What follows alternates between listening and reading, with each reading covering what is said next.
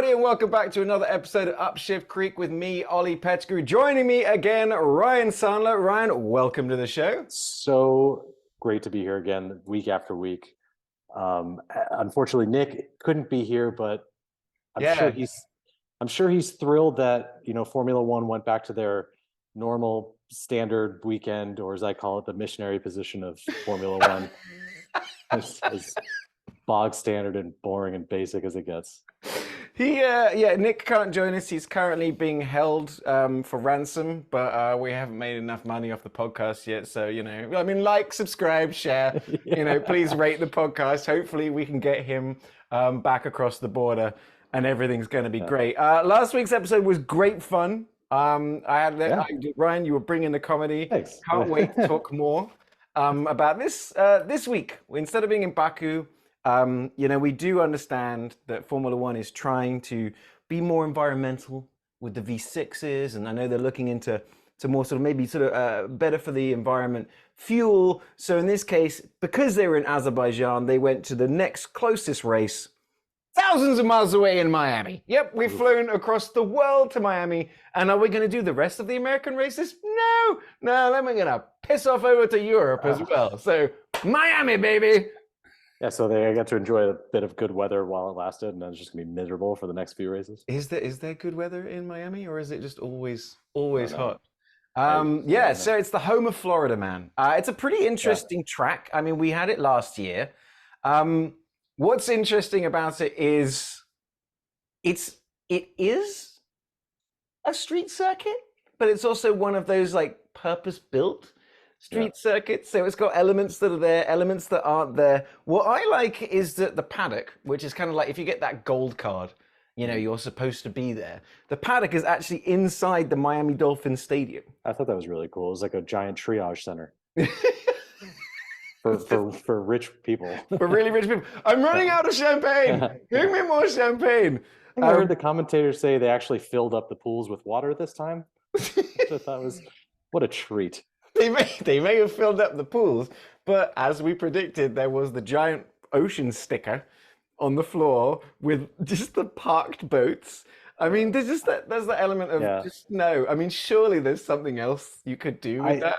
I was watching that, and I can only fathom like what it costs to be in that that premium area. It looks like an absolute blast and my waking nightmare. I feel like they need to mount those boats on like something gimbal to give you the feel of cool. like, we're out there. They'd rather spend the money on that than actually put water in there. I still find that so peculiar. It's not Monaco. We get it, right? It's Monaco adjacent. It's Monaco on a boat. That's what I said. I was like, we have Monaco at home. It's the off-brand Monaco. Welcome to off-brand Monaco. Yeah, Miami, where nothing is quite real. Did you also see, because you're talking about the pools, and they had these helicopter shots? Yeah. Sometimes. Did you see the mermaids? They have. I did see the mermaids. I saw the little Formula One pool rafts, which I have to find and order on Amazon right now because those are amazing. Granted, they're for little children, but I'll make it work. There was people worried that Americans were going to cheapen Formula One, but no, we've got fake water, we've got mermaids, and we've got floaties. Yay! Fancy NASCAR. Ooh, your wheels are open? Turn left and right? This is amazing. It's too much to remember. It's too much to remember for me. Oh. So it's a pretty interesting track, though. It's got like three pretty distinct sections. You were talking last week about how massive the cars are, especially in the turbo hybrid era. So they actually have tweaked the track this year because even that really, really windy section, they kind of extended it a little bit. But even then, it looked like basically an American trying to drive around a small Italian city. You know what I mean? It's like with the walls are just right there. Yeah, that's chicane, which is a word I learned over this weekend. Well done. Very good. They were catching some airtime going down that thing, and it was getting really dicey, especially in those practice sessions. Well, you were saying you saw a lot of the practice sessions. I did. How was it? How were people kind of, compared to last week where they got basically 15 minutes in the car and there's a go race for the entire weekend? How was it looking out there? I thought it was really interesting to me. I actually had a few questions or I guess some notes on strategy, I guess you could say. It looked like the first round of practice, Mercedes was looking really good.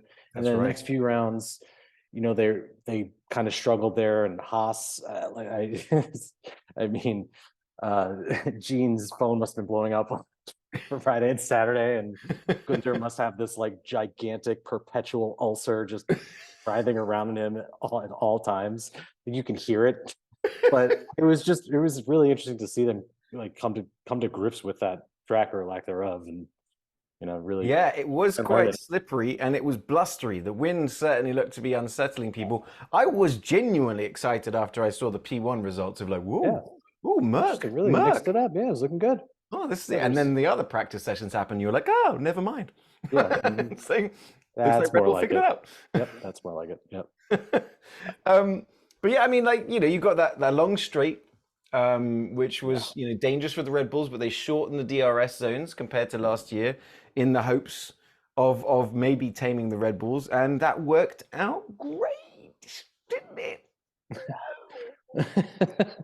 Not so much, but things did get interesting. I felt like with this race, I was watching simultaneously 3 different races going on at the same time. That is exactly right. Crazy, that's exactly what I felt too. Towards the end of it, you had, because it was so tight to begin with, and it was really, even in qualifying, you had the 2 Red Bulls, fine. But if you discounted the 2 Red Bulls and you went down the rest of the order, it was pretty close when it comes to qualifying. I was like, oh, this might be interesting. Yeah, the top line. I mean, we can get into qualifying, but I mean that top 10 lineup was pretty intermingled in there with a bunch of different teams. Well, let's do it. Let's jump into qualifying because things did get quite interesting. All right. So to begin with, people went out. It was quite loosey-goosey in Q1. We saw Hulkenberg did a little bit of drifting, almost tagged the wall. They were flirting with that one. And Hamilton, it was the weirdest one. At the end of the straight, it's almost like he was texting, it's like, maybe he was doing like a hashtag blessed for his Instagram at the time, wasn't concentrating, because he almost went right into the back of a Haas. And everybody watching, all the commentators, like there's all this space on the left, and then there's like a wall on the right. And Hamilton goes, you know what? I'm going right. Maybe it's because he's used to driving on the left, because he's English. He's like, oh, you got to go overtake, but he clips himself in Q1, has to go and get his front wing replaced. Yeah, almost immediately. Like that happened pretty quickly. Yeah. And the one thing I was fascinated by, like Mercedes' strategy to wait until there's 2 minutes left to get out there and burn through a hot lap, which really didn't pay off. Later on it did not. They really did. Merc looked like they were on the back foot the entire time during qualifying. It's like they George just turned Russell, up this late. is how we do. Yeah. This is how we do it. Is it? So they forgot to do their homework. We also had like Zhou almost lost a wing to the Ferraris. And that's the thing is that it's one of those tracks, which kind of like Bahrain, where once you get all 20 cars out there trying to do a qualifying lap, it turns into like the 405 or the M25 in the UK, or just honestly, I was just up in Dallas a few days ago, and I was on the ring roads during rush hour, and it's like Mad Max Fury Road, and it's kind of what was happening. There's not enough room for all the cars out there. And you just keep checking your rear view for your intervals, like. Yeah, I mean, so that's the thing, and everyone's backing up, and some people are at hot laps, and they're moving out of the way, but there's not enough room for it to sort of go. But they were, the Mercs were looking rubbish. And like you said, only at the end, like on that very last risk-it-all gamble of the last hot lap, do the Mercs manage to squeak through. Yeah. And then you get into Q3, which also had a pretty dicey ending, all things considered. Well, yes, but actually you get into Q2 next. Oh, right.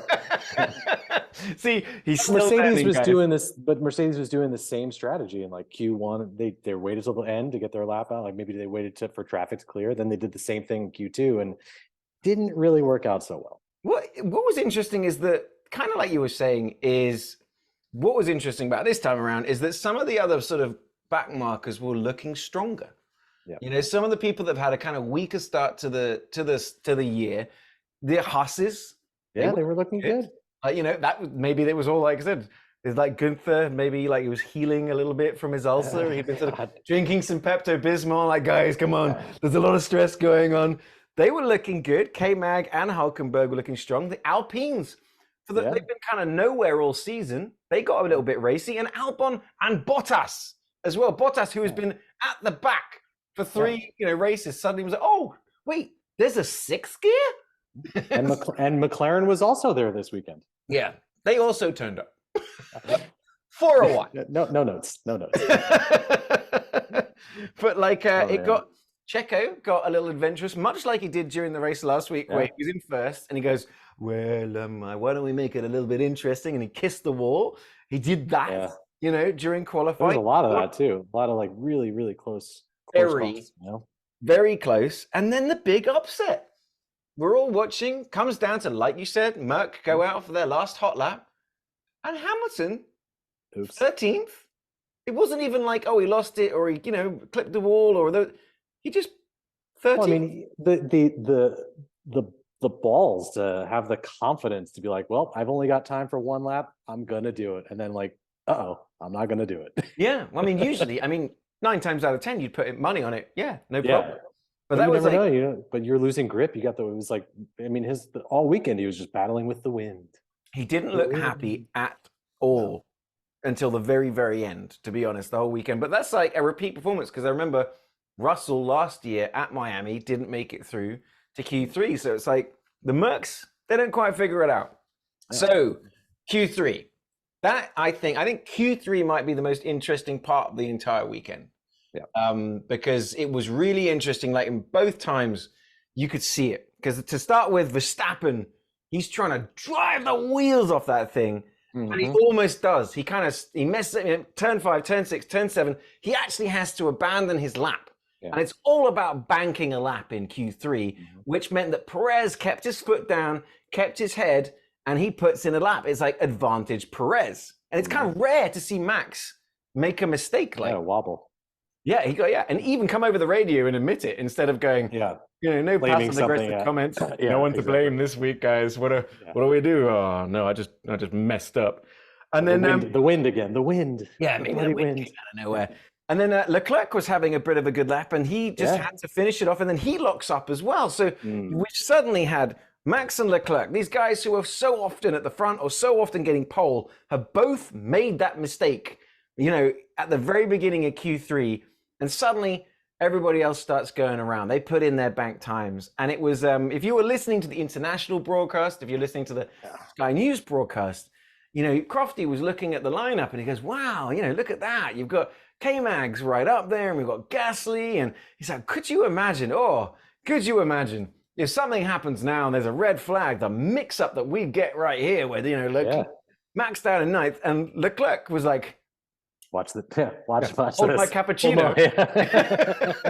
Exactly. And he pulls off, which I'm going to start calling a Charles, because this is the 3rd time that Charles Leclerc has done it, twice in 2 weeks. But at the end of quali, he's driving wild. Even the commentators are going, wow, look at that. He's on the ragged edge. But it's like Days of Thunder. It's like loose is fast, on the edge is out of control. Yeah. He's out of control. He puts it in the wall. It's incredible, that lockup, to see, because it looked like he traveled from the lockup to when he hit the wall. It looked like he traveled, 7 miles. It was like it just kept going forever. Like he could have just, and you see him, he was going straight for it, and then he goes, no, I want to hit it with the gearbox.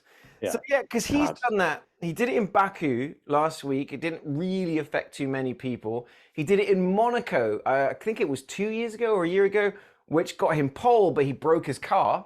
So it was academic. But then to do it again, and I'm like, Charles is so good. I think that guy can be a champion.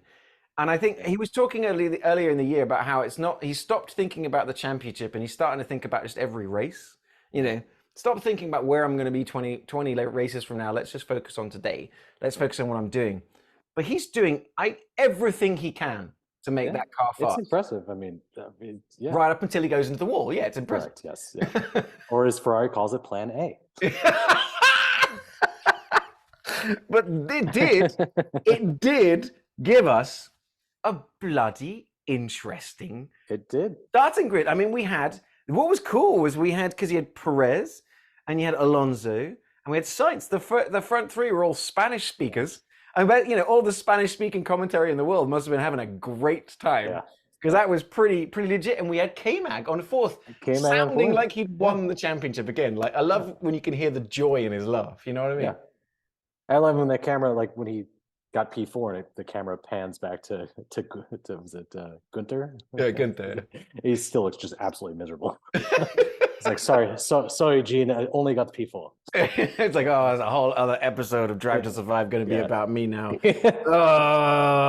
Famous for the wrong reasons. But yeah, I mean, Leclerc single-handedly shut down Q3, pissing off everyone named Max. Yeah. And it was a fun time. Yeah. It was fun times all around, man. But I was pumped. I was pumped going, all right, this is going to be pretty interesting. And honestly, had you put a gun to my head and said, you know, how much money do you want to bet that there's a safety car or a red flag? I'd be like, take all my money. Yeah. But it ended up being a very different race. But before we get to the race, we're going to get a little bit to the pre-show, because I don't know if you've noticed, but you Americans are a little bit about the razzmatazz.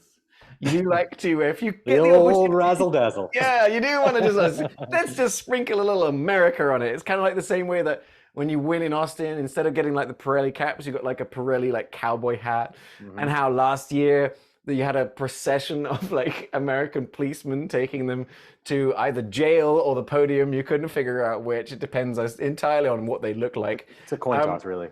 But it was the pre-show.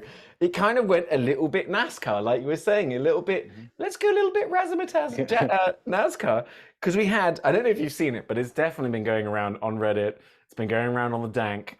But we had will.i.am with a live orchestra conducting a live orchestra in a performance of The Formula, which is one of the first songs that is going to be happening in as one of the. This is the thing, Global Artist in Residence program for Formula One. So now they're bringing in artists to create Formula One themed songs, which are going to happen. And as this is happening, LL Cool J, ladies love Cool James himself, comes out and he announces all the drivers. And the stuffiest of Formula One fans, or just the people on the internet that like to type on their keyboards, have had a problem with this. I thought it was kind of fun. And the crowd goes mild. I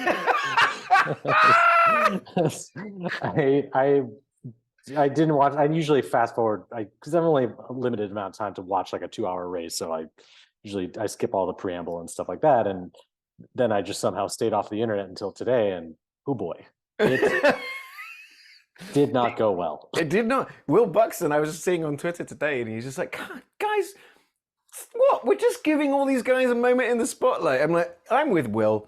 Honestly, I'm so pissed that Nick isn't here, because I think that right now we would be hard. He's like, I think a vein on his forehead would be, because that's his favorite thing. He loves will.i.am and is a notorious LL Cool J diehard fan. I missed the Black Eyed Peas. Are you kidding? This is unreal. LL Cool J. I love the movie SWAT. That is a deep cut. Yes. No, honestly, Nick. I mean, Nick is even more of a purist than I am. I mean, that guy, he holds it, and like, I think he would have been one of the people on Twitter that are just like, oh, boycott F1. Nah, this sucks. I hate it. They're ruining my sport. Yeah. But they're certainly making it different. I'll go with that much. They're taking big swings, man. And, you know, good power to them. Yeah. Hey, so wing, but sometimes, though, it's a whiff. Well, we'll see. Gotta love the race wars. If America's known for anything, it's race wars. I honestly, like, considering how crazy things get, what are they going to have in Vegas? Is it going to be showgirls? Oof. Is it going to be like literally like nipple tassels and everything? Are they going to have to do a beer bong on like the podium? They should seriously stop talking, because they should just back a dump truck full of money up to your house for everything you just said. There's no white lines on the edge of the track. It's just cocaine. You know what I mean? Now we're talking. Vegas is going to be lit. We know that much.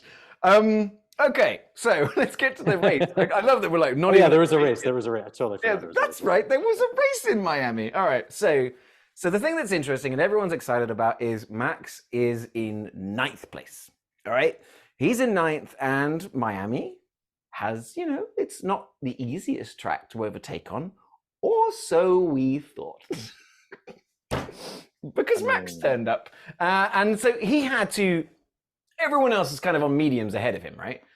And then so he's like, well, we're going to kind of do the opposite tire strategy. I'm going to go the hards to begin with, and I'm going to push. And I think in retrospect, that the pivot was actually the best way to go, because boy, oh boy, did it work out for Max. I've got a nosebleed trying to understand tire strategy this weekend. Okay, well, that's interesting. Let's get into it, because there's two types of Formula One race. Because I did see, people online were like going, oh, we thought Baku was boring, Miami was boring. Miami was not boring. There was action all through the pack. There were overtakes all over the place. But yeah, there are two types of Formula One race. One, where you've got both the guys or three guys all on the same strategy and they're duking it out on track. What we had was one of the instances where you've got two competing strategies. So while someone is in first for like 20 laps, everyone else knows they're actually in second because they haven't got enough space for the pit stop they're going to have to do. And then you've got to factor in, well, we'll get to it. But yeah, that's the race that we were watching. Is you're watching a tire strategy race, which means the race doesn't come down until all the pit stops have happened. And then you know where it all sort of comes out in the wash, which is why, spoiler alert, we'll jump ahead quickly. But when it came to that moment, Max and Perez came out so close together. Yeah. So that race was always happening, but you're watching it on the timing sheet instead of on track. Yeah. When they gave Max the go ahead to just burn through his hard tires for the next 20 laps just to get the gap in front of Perez enough so that when he pits, he'd still come out in front or just behind. It's crazy how they can get that, their simulations can get that down to almost like the 10th of a second. It's wild. It's pretty awesome. It's like, we've seen instances like it with both Max and Lewis in Turkey and stuff like that, where it's almost like they pit again. You're like, what? You're costing yourself another 20 seconds, but realizing but I'm going to bang the softs on and be able to be 3 seconds a lap faster. It's amazing. I'll catch them later. It comes with the more you watch it, the more you see it. But that's kind of what I think was happening. That people are like, oh, no one's going into the wall. There's no drama. I go, well, the drama is you've got to watch that pit window and you've got to, wonder where they're going to come out with. But we've jumped to the end. Let's rewind a bit. We'll go to the beginning of the race because there was quite a bit of lap one drama. There was amazingly no crashes. We did have De Vries lock up and go into the back of Lando, who just, I think, is cursed in so many ways because he was just like, he got pretty much spanked and he's right at the back. But then it sort of settled out a little bit, didn't it? It's like we got through the first few laps and I'm like, okay, that's not bad. We're forgetting about the hometown hero Logan Sargent getting stuck in 20th, or as I wrote, Florida man participates in Grand Prix. Yeah, because that's right. In the end of the first lap, he comes in to replace his front wing. He's got a bit of a ding, and that's I think the only other time we saw Logan Sargent on camera was and he's pitting on lap one, and we're done. And he's on the freeway heading home. Yeah, but we did have K-Mag. That's a bummer. K-Mag dueling. He was the whole race. K-Mag was great. He was mixing it up with all of these guys. Leclerc, he's like him going toe to toe with Ferrari. That, it was so cool. It was just so cool to see they were overtaking each other. Like that was some really good. Like that's the one thing I will say is most people thought this race was like people like me, even me, like thought this race was boring this weekend. It was really, really good driving. Yeah, I mean that's the thing that K-Mag. He got twice, I think, overtaken by the likes of Leclerc and got their moves done. And then he goes, no, you didn't. Yeah. And he comes right back at him in the next corner and takes him again. And I'm like, he's like, I think of all of them, there's a lot of racers who are like, oh, this is not my race. Right. Whereas you've got a Haas in fourth, you're in America, you've got Gene Haas threatening to murder, Gunther. Like K-Mag is just out there having the time of his life right now. And I think that really came through in his driving because I loved it. He was being awesome. Yeah, that was great. And then you've got Alonso, who's just, and again, in like a completely different race all by himself. Alonso playing his position really well. I think that's right. There was this amazing part where we've got K-Mag and Leclerc have been dueling, and they've been going through, it's like turn 17, but right behind them, you got Max Verstappen. Max on a tear. Even though he's on the hards, you can tell that he's like grinding his teeth. And it was that iconic Max moment of you've got Max, you've got K-Mag and Leclerc dueling away, and he just waits and he takes them both in one go. Yeah, that was awesome. I mean, we've seen him do that before. Like he's come from like 13th, 15th, whatever. I mean, he's just a fantastic driver. And yeah, that's that moment that even I, Liza, here we go. Here's my Red Bull hat. I'm putting it on again, but I'm just like, there you go, Max Verstappen. Credit where credit's due. I salute you. That's the driving of a champion right there. Because incredible work. Yeah. He saw what was going on. He saw the opportunity. He knew what he was doing, and he just chewed them up. Like, whereas you've got other great drivers in strong cars, namely Charles and Lewis Hamilton, pretty much stagnant as the race began. They're not really going anywhere. It doesn't seem like anyone else has the confidence in their car that Max does, though. Mm-hmm. Except maybe Alonso. Alonso loves his car, but yeah, I mean, you had Ferrari struggling with their car, Mercedes struggling with their, like every team. But again, hi McLaren. But, like everyone was having a tough time, and he just. Alonso drives like he's got a half chub the entire time. He does, like he's genuinely just, you can just tell he's smiling. I have a half chub every time he's driving. He is the bomb. I swear to God, rooting just so hard for Alonso this year, which is crazy. Because I used to find, like, back in the very, very beginnings of Hamilton, that Alonso, the double world champion, suddenly just getting really threatened by this young kid, Lewis, coming in. I was like, dude, relax. But he is now, I think, the most relaxed driver I've ever seen in Formula One. He's just, I mean, Sebastian was relaxed, but he was, further back. Whereas Alonso was relaxed, but up at the front. He makes it look easy. It looks like he's having a blast out there. For sure. I mean, we're going to get back to that later because that was my favorite part of the Grand Prix. But we'll get to that. But yeah, Hamilton's looking uncomfortable from the beginning. He felt like he touched somebody. He's saying, like, I don't even know if we're going to make it to the end of the race, which that was in lap 2. Yeah, I know. I was like, Lewis, defeatist attitude, buddy.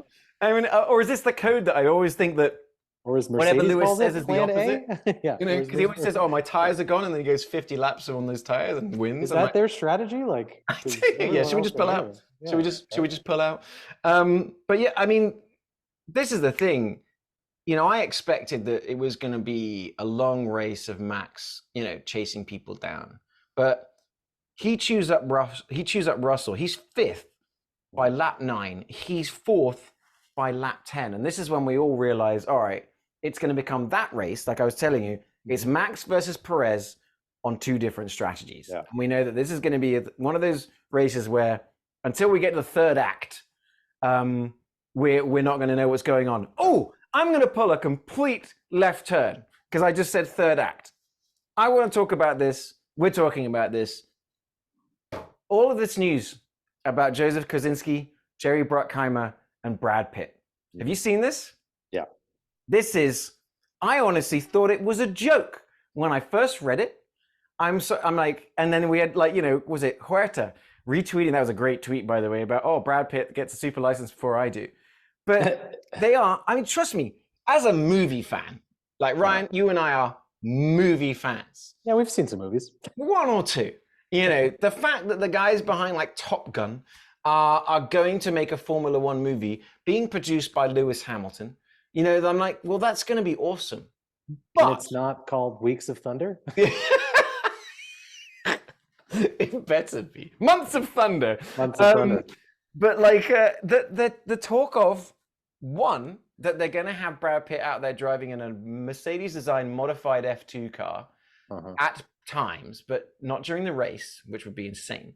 But also that, this is the part I don't understand, that the production company is going to enter an 11th team into Formula One from Silverstone onwards. And I'm just like, the details are not out there. I go, what are they going to do? Are they going to put some of the reserve drivers in there? I mean, just for a minute, right? Just speculate with me for a second that Max Verstappen is going for the championship and it's super close with Perez, and this 11th team accidentally locks up and crashes into Max Verstappen and affects his world championship. I mean, what is going on? You heard it here first, folks. Yeah, Oli predicted it, but I just don't see how this is going to work. And I'm amazed that more people aren't going, what? What? Yeah, I'm hazy on like the details of it, but I mean, it sounds reckless and scary and dangerous, and I'm here for it. So Yeah. I'm in. The Yeah. movie is Make gonna it be amazing. make it an even 12 teams. Just, but I just it's I'm mystified. It's like saying, all right, well, during the Super Bowl, we're going to throw in Tom Cruise and he's going to play quarterback. Don't give him ideas. Don't will that into existence. Don't do that. It's all right. He's going into space. Yeah. If he's going out in space, and that guy's going to be a legend. But this is that thing that I think I'm amazed more people aren't talking about it.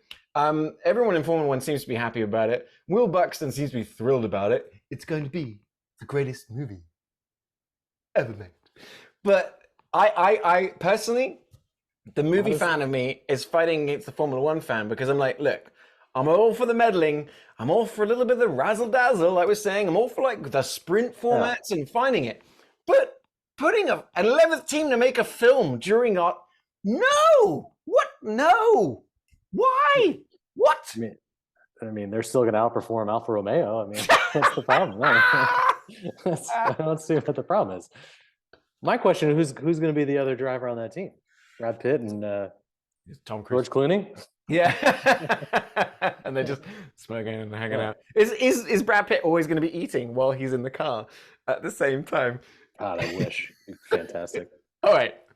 Wait a minute. So you said there's going to be 11 teams, Ocean's 11. Maybe there's a little. Oh my God, it is, isn't it? It's Ocean's 11th team. No. Oh, Ryan, now you brought that into existence. That's what I said. So they're going to have to be like Pit, box. What are they going to have to change it to? I don't know. Pit, box, Pit. Oh, that's so confusing. That's a great joke. Terrible. All right, terrible. so I'm definitely, again, at this point, I feel like Nick Calderon would have either jumped out the window, flipped the table, or burned down the internet, because I cannot wait to hear his take. I completely forgot about it until we did that. But let's put a handbrake on that, because as that story develops, and get back to the race. So Max is flying, and what I was saying, Lewis and Charles, that are struggling by comparison. By lap 14, Max has chewed up Sainz, and it's just, even the commentators, I was watching it again, even the commentators said something that you said last week, which is, it looks like Max is playing the F1 game easy. On easy. I heard him say that too. I was like, what? They are a notorious friend of the pod. Yeah, exactly. That's right. The F1 commentators, they do love to listen to Upshift Creek. But yeah, and that's just the only way you could sort of think about it. And again, on the hards, that's what I was saying, is I feel like they accidentally fell into the best tire strategy, was, put the hards on when the car is heavier, you've got more fuel. And he just, once he got it into the zone. Too. I mean, it's like there's less fuel in the car, there's more grip on the track as it goes on and on. So he was just crushing those hard tires, and he was on the radio loving them.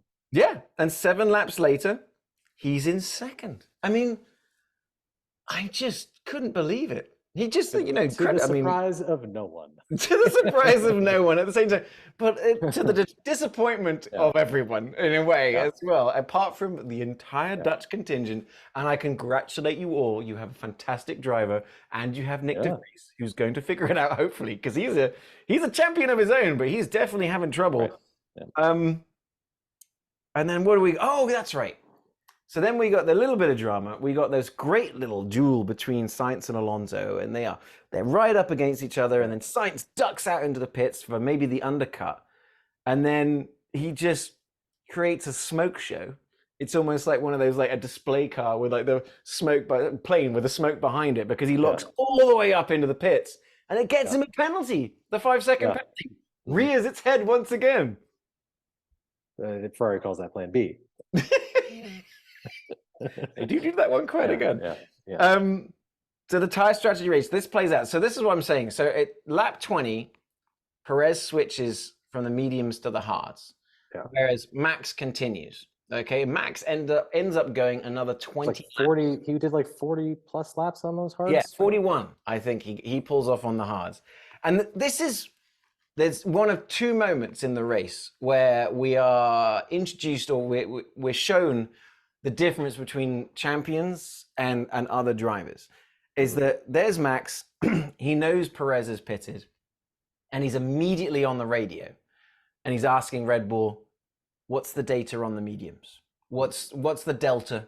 Where did they fall off? How, because for him, he's getting free data for the entire life of a medium from his teammate because of his team.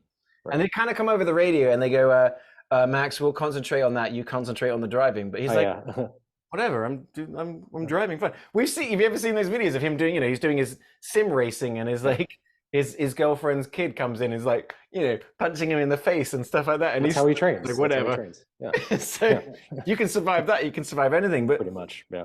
We've all been there. But that's the thing, is that there's Max.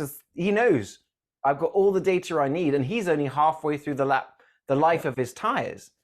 That again just comes back to what I was saying, is I think this strategy was by far the best one. It was impressive to see it, like even for me, like because I was learning about it as it was unfolding, and I was like, it was so fascinating to see how it all happened. Like hearing Christian Horner on the radio talking about it, and like their projections of when he's going to come out, and all the time differentials and all that stuff. And I'm like, I can't believe this crazy thing is going to work. And he's like, I don't know. We were just trying to do two different strategies, and start at one end and we were doing a pincer movement, like the tenants. Yeah, the temporal pincer movement or something. Yeah, you know. I know, of course I do.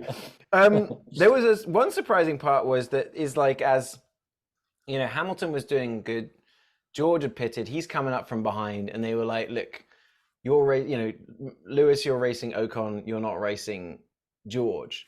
And for a minute, you got that message from Lewis, was like, oh yeah, you can let him through, but I'm not going to back off. Yeah. But he did. Couple of corners later, essentially pull over and let George through.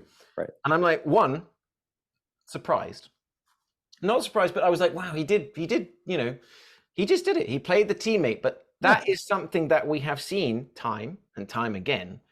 Max Verstappen does not do for teammates. He would have nope, no way, not doing it. Nope, I've told you no. How many times have I told you? We'll talk about it after the race. No! And even hearing them talk on the radio, it's like Red Bull is providing Max with all of this data, but they're not giving anything to Checo. They're not it's it's kind of like, we had someone on the show the other day, and it's like even though they've got the same car, there is always a setup that goes towards their number one driver. It's always leaning towards their number one.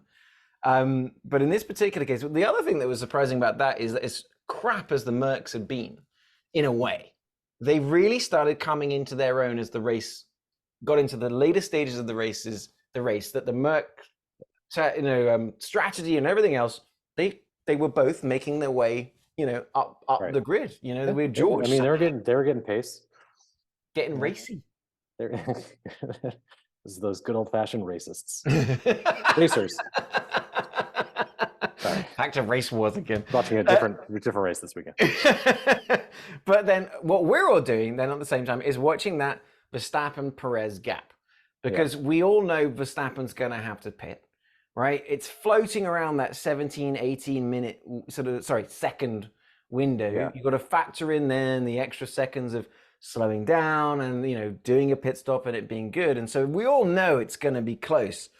But Verstappen is a bit of a tire legend. I mean, at one point you saw it was all cut up on his front left, but he drove through it, found that grip. I had David Coulthard talking about that. And at lap 45, he pits. Perez goes through the first just by a second. But Max comes out with fresh mediums, and everyone knows it's inevitable. There's nothing you can do. Perez made it work for God bless Checo. Yeah, hold on for what seemed like 2 or 3 corners, and then he didn't just hand it over, and I think that those days are done. Perez is done playing second fiddle, which as it should be. He's got nothing to hide. He's a fantastic driver, and I'm rooting for him. Yeah, but it took till lap 48. Lap 48, Verstappen's in first, and that's when I'm like, all right, there we go. But then we get my favorite part of the race, because I was talking about champions like Max Verstappen, asking about the tires of his, his teammate. But that's pales in comparison to Gig Alonso, who is, having his race, racing around at 200 miles an hour, and still has the time to look up at the screens to watch the race and watch Lance Stroll make a really good move into turn one. It comes over the radio, cool as a cucumber, goes, what position is as Lance? Great move into turn one. I'm like, this guy just knows where his bread is buttered. He's just like, my billionaire owner's son just pulled a great move. As I was watching it on the TV, I'm like, who does that? I swear to God, he is the moderator on Formula Dank. He has to be. He must. There's no one else. Amazing. It was, and even like hearing the pause from his team on the radio, like, how did you? The what? Is he got F1 TV streaming on his phone while he's driving just to see what's going on? But that, I think, was just the most alpha move I've ever seen from a driver. Being Lonzo. I've known, because we've had instances in the past that Hamilton's made comments because he's been looking at the screen or monitoring where other people are. But for Alonso to pick up his teammate's move and put that on the radio, he's not being paid enough. I can't even like fiddle with my radio while I'm driving 20 miles an hour, let alone going by at 200, looking at on a street circuit. Past me. Yeah. Where it's blustery and other people are having problems, and he's just like, "Oh, nice move," Yeah. What the hell? Move, X-Lax. What the hell? That's maybe, I think, the coolest thing I've ever seen in Formula One. He's our boy. He is our boy. And our boy finished in our favorite Alonso position of third, but he was 20 seconds back. He was 20 seconds back. So it's Verstappen, Perez, 20 seconds later, Alonso, Russell in fourth, Sainz in fifth, Hamilton, Leclerc. It was a pretty interesting mix. I mean, after everything that had happened, it was a pretty oh, there we are again. It's the Red Bull, Alonso, and then it's the Mercedes and the Ferraris mixing it up. It all ended up in the wash as usual at the end. Yeah, so you would think if those cars like the Astons are as good as they are, or is it just Alonso being as good as he is? Because wouldn't Stroll be also performing a little bit better in that sense? I would say, I know he's not as an experienced driver, but yeah, he's a double world champion. He's the guy that makes me feel that I could still do F1 because we're basically the same age. But you're right to point that out, because Stroll is not a bad driver. As much as I could, in the past, I've ragged on Stroll, or he's a paid driver, and he is. But he's also good. He's had poles. He's had, he's pulled off blinders. I've seen him have great races. The guy can race, and I will give him that credit. But what you're seeing is, I guess, it's kind of the K-Mag effect. Is these guys that have gone and come back, and they realize what it is. They realize what they have, and they realize that it's that cliche of, your coach sending you out to play going, have fun out there, guys. Remember, the point is to have fun. You're like, no, the point's to win. And it's like, but look at these guys who are just driving to enjoy it, to enjoy the moment and living in it. K-Mag and Alonso, the two guys having the most fun in this race. Yeah. And they look at their performances. Even getting points for Magnussen was fantastic. And I think that's why Alonso, last race, give Stroll my brake balance tips. This race, tell Lance, great overtaking, is because for any team, as much as your teammates, that's the one guy on the track you want to beat. Yeah. Because let's say if you're the 19th worst driver on the grid, if the 20th worst driver is your teammate, you stay in Formula One most of the time. So you want to beat your teammate. So I see with Alonso is he's like, look, he's just trying to keep Lance, Lance, don't worry. I've been doing this a lot longer than you. I won a couple of championships. I'll give you some tips. Yeah. We'll get there. We've got the right car. So I think he's playing a very I'm Papa Alonso, baby. But I think he's playing a smart game. Yeah. Keep Lance happy, keep Lawrence happy, and also rack up another podium. Fudge, He's gotten 15 consecutive points every race so far, something like that. That guy is, I mean, I'm telling you, I'm just in the nicest possible way. I hope nobody gets hurt in any way, but I want the two Red Bulls take each other out. I swear I thought that was going to happen this race. Like they got so close and I was like, Couple of times. Boy. Couple of times. Oh man. You know, I think it's going to, you know, I honestly thought in my thought of my prayers and my hope of hopes, I did think that we were going to get Verstappen having issues with the back markers and maybe somebody tags with him, getting a safety car or something. And then we were going to get Perez winning and it was going to really turn up the pressure on Max because Perez was going to suddenly get ahead in the championship. But no, Max Verstappen pulled off a Max Verstappen style drive and earned every single one of those driver of the day votes. No argument. It was fantastic driving. So coming off the back of that, before we get to the dank zone, which is what we're calling it officially now. I'm so excited. I've stayed off the dank. Or as I call it, my basement. So before we end up in Ryan's basement, let's get into the Upshift and the Upshift Creek Awards, which we like to do on this podcast. And the Upshift Award being the people or the team or the person that was by far having the best day out. I had two. Second place for me was K-Mag. He had such a great qualifying. It was a solid drive. He was mixing it up with the big boys.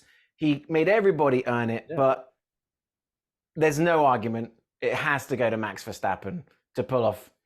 There was everyone else, and there was Max Verstappen on that particular race. And there's a difference from leading from the, for the first lap or making your way through half the grid.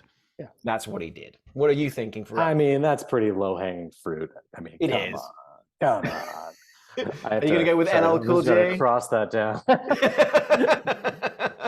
No, I was, my runner-up was also Magnussen for just going toe-to-toe with Leclerc and just putting in some really good driving all weekend. It was like almost a breath of fresh air to see, because you don't really, you normally don't see that Haas team performing very well, and when they do, they can really drive a car. Simplest terms as I could put it. But I mean, my Upshift Award goes to Goat Lonzo for just casually watching the race, having a ball and just being the F1 daddy. Zaddy. The F1 Zaddy. That's right. I like that. But also putting in being like a team player as he constantly is, like you said before, and it's just so refreshing to see because you really don't see that from a lot of other teams. As you should. I think. The way it should be. I like that. I'll give you that one. All right. So give me your Upshift Creek Award. That's the award we give out for just whoever had the worst week, whoever had the worst weekend. I was going to say LL Cool J, but no. I guess McLaren. I mean, they just were having trouble all weekend, whether it was mechanical problems, and they were just having a shit bag of a time. Excuse me. Yeah. I kind of, on that vein, I'm just going straight up with the rookies, because at the end of the race, we had Sargent a lap down in last.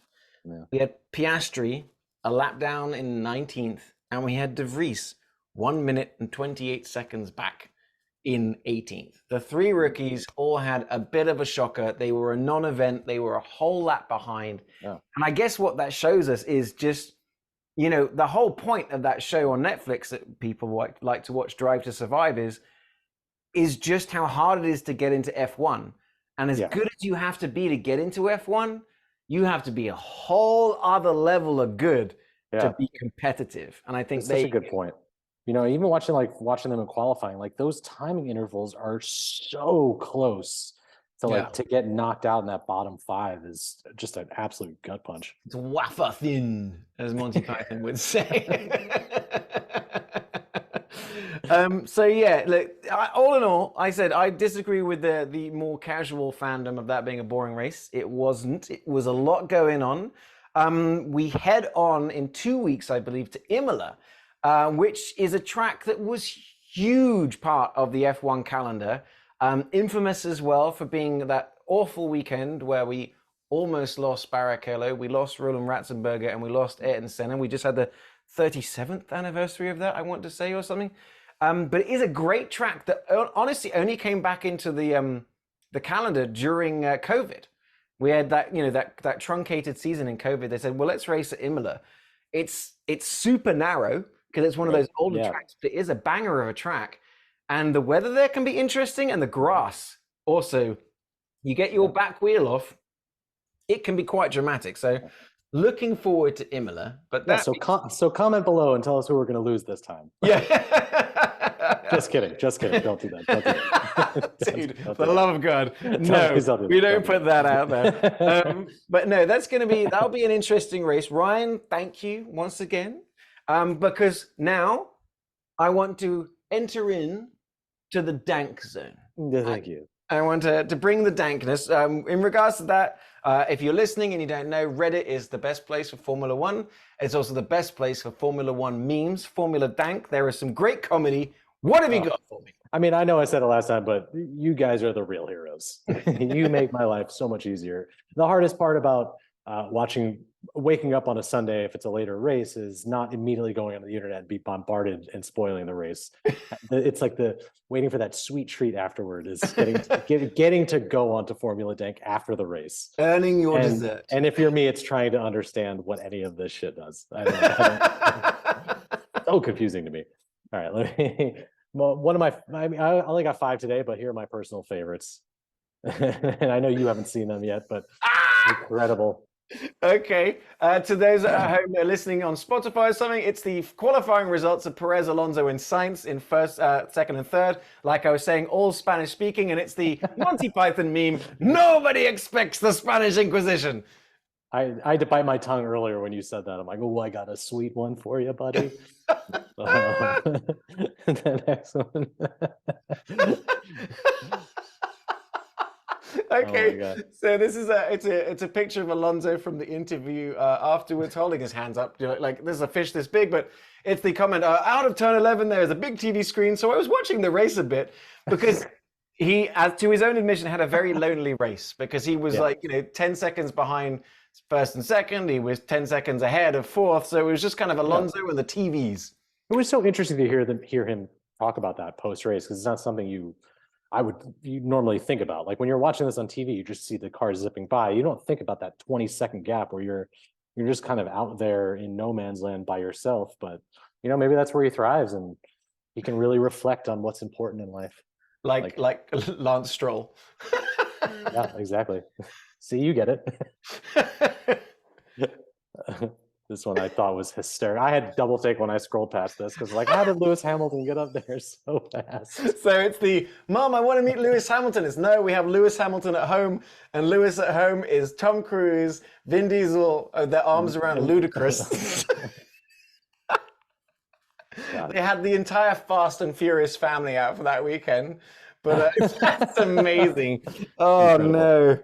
No. I felt kind of bad about screenshotting this one, but not bad enough. I'd say I keep it in. This one was great too. Okay, if any of you watching or listening haven't seen the massive talent Nick Cage movie where he plays Nick Cage. Man. I love that movie. I saw that in theaters. So great. You've got when they've taken acid, and you've got Nick Cage looking like Russell driving hard, like he's having his hard time, and then you've got Pedro Pascal high as a kite, big smile, Alonso watching the big screen. That is just so spot on. I mean, that's a great one. God, the memes are so good in Formula One. I love it. And then I saved the best for last because they did my boy dirty. All right, so it's a picture of James Marsden and it's labeled Roger Federer, which if you were watching the race, you can't mistake that man's smile, James Marsden's smile. And he's smiling at the camera, and at the bottom it identified him as Roger Federer, and I'm like, well, nailed it. Yep, well, that's all I got. That's all you got. Those were bangers, absolute bangers. Let's hope the next race is a banger.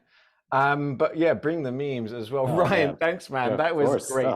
It's hard work, but it's it's easy living.